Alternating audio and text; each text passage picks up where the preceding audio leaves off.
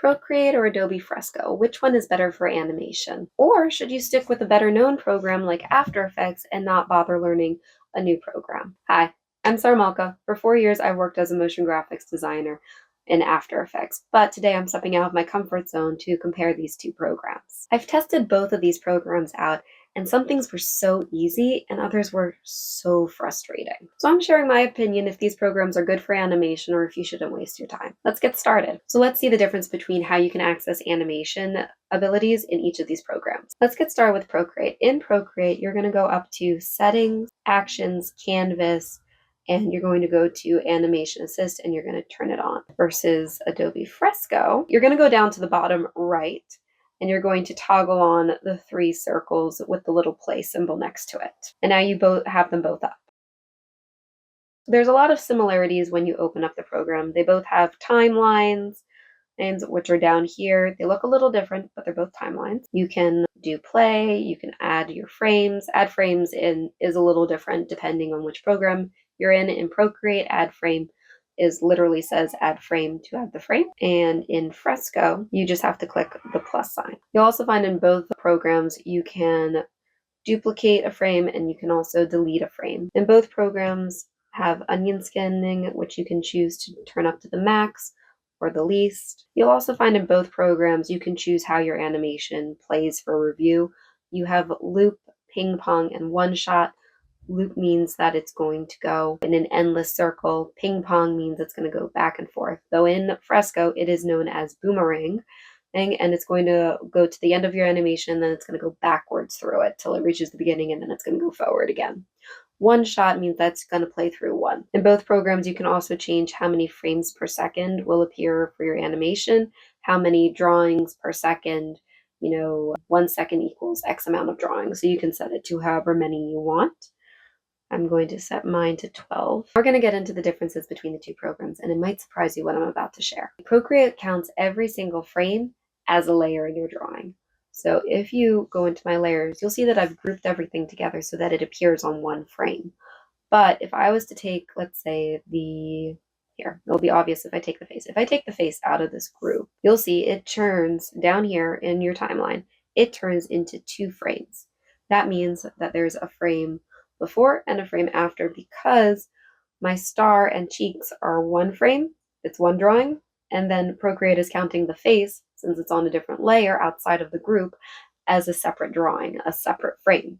So I have to keep them all grouped together if I want to animate everything together. If you keep duplicating your group over and over and over, you're eventually going to run out of layers. You're going to reach that threshold that Procreate has of the maximum layers. There is a way to avoid that though, and I go into detail about that in this video over here. In Fresco though, an interesting thing happens. While it does consider every layer as a drawing, you can have multiple timelines, means for each layer. You don't have to animate them all as one. So in Fresco, every single layer, every single drawing, you can animate by itself. It does not have to exist all at once. You do not have to separate them. You don't have to group them. You can just animate every single layer. The one issue that you might run into is if your different layers have different animation frames per second. If for instance, if you have an animation that is running for 5 frames, it's going to loop back to the beginning after 5 frames. If you have a timeline for a different layer in that same art piece that is running for 12 frames, it's going to loop back after 12 frames. And since 5 plus 5 equals 10, then that first animation that you created on that first layer is going to have 2 frames before your second animation runs out. Let's create a new layer so that I can show this to you quickly. Here, I'll just do squiggles.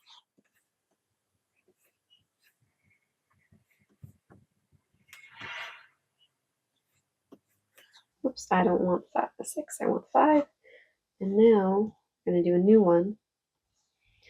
This one we're going to do for 12.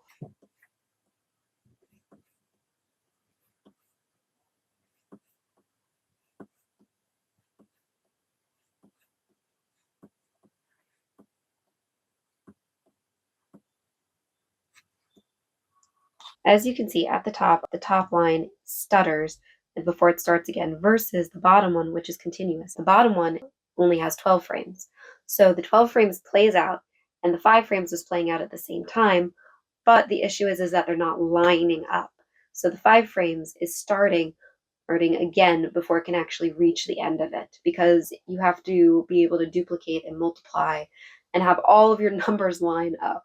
So if you were to animate something where there was 3 frames and then another layer has 5 frames, you're going to want a total of 15 frames so that the 3 is playing 5 times and the 5 is playing 15 times, and this way it all loops together seamlessly.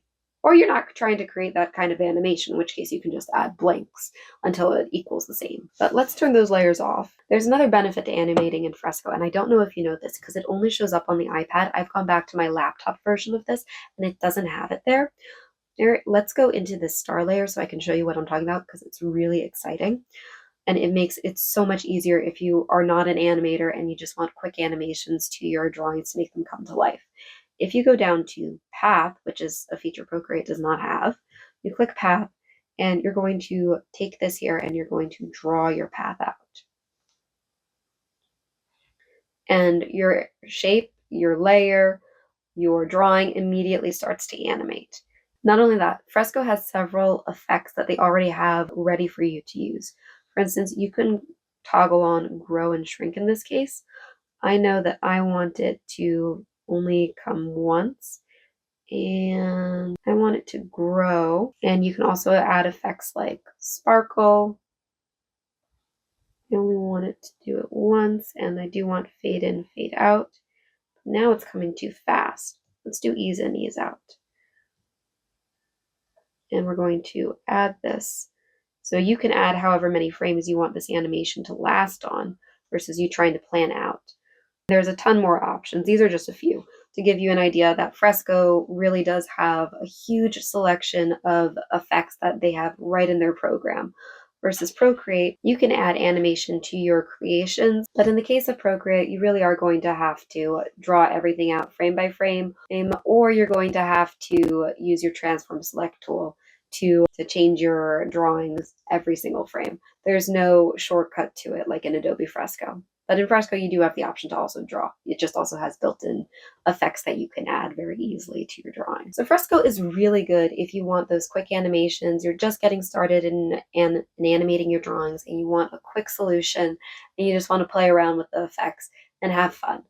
And at Procreate, you're going to have to draw things out and plan a bit more. There's not a lot of shortcuts, but there's a lot of fun and experimentation.